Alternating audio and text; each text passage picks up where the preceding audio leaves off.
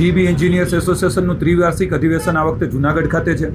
In general અમારે અધિવેશન અંબાજી અથવા જુનાગઢ ખાતે હોય છે, જ્યાં આજુબાજુમાં પર્યટનની વ્યવસ્થા હોય, ફેમિલી સાથે, બાળકો સાથે, એન્જિનિયરનું કુટુંબ રહી શકે અને સાથે સાથે અમારું એસોસિએશનનું જે અધિવેશન છે એ પણ પૂર્ણ થઈ શકે.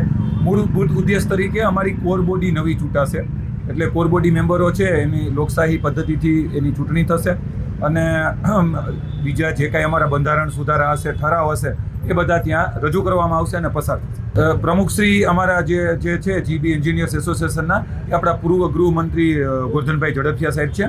એમના માર્ગદર્શન તળે અમે સચિવાલયમાં ઉચ્ચ તમામ આપણે ઉર્જા minister Kaushikbhai Vekariya, cabinet minister Rushikeshbhai Patel અને સીએમ સાહેબને ગોરધનભાઈને સાથે લઈને આમંત્રણ આપી આવ્યા છીએ અને એ પણ આવવાના છે. સાથે સાથે અમને ખૂબ જ વહીવટીતંત્ર જુનાગઢનો પણ સહકાર છે.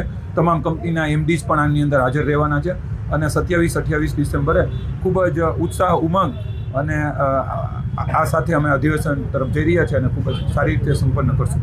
જીબી એન્જિનિયર એસોસિએશન ગુજરાત રાજ્યની 7 કંપનીઓ, 20 કંપનીઓ છે, જેમાં 7,000 જેટલા જુનિયર એન્જિનિયર, 7,000 જેટલા ચીફ એન્જિનિયરથી માંડી જુનિયર એન્જિનિયર સુધીના મેમ્બરો આ અધિવેશનમાં સભ્યપદ ધરાવે છે. અને ગુજરાતનું એકમાત્ર એસોસિએશન, ઓફિસર એસોસિએશન એવું છે કે જેમાં લોકશાહી ઢબે 3 વર્ષે એના હોદ્દેદારોની નિમણૂક થતી હોય છે અને અધિવેશનનો વ્યૂ એવો હોય છે, સંગઠનની ભાવના જળવાઈ રહે, તેને માટે પારિવારિક સંબંધો જળવાઈ રહે, એટલે ગુજરાતભરના તમામ કંપનીના ઇજનેરો અહીંયા ફેમિલી સાથે જુનાગઢ ખાતે 27-28 ડિસેમ્બરે જે અધિવેશન આયોજન થઈ રહ્યું છે, 27મું જીબીનું અધિવેશન છે, તેની અંદર ઉપસ્થિત રહેવાના છે. આ અધિવેશનની અંદર માનનીય મુખ્યમંત્રીશ્રી પણ આવવાના છે, તેમજ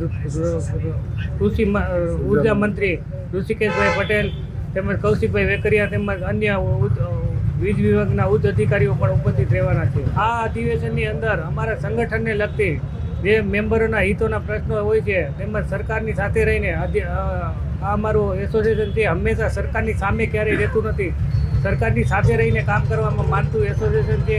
તેમજ એસોસિએશન દ્વારા વિવિધ સામાજિક પ્રવૃત્તિઓ પણ કરવામાં આવે છે.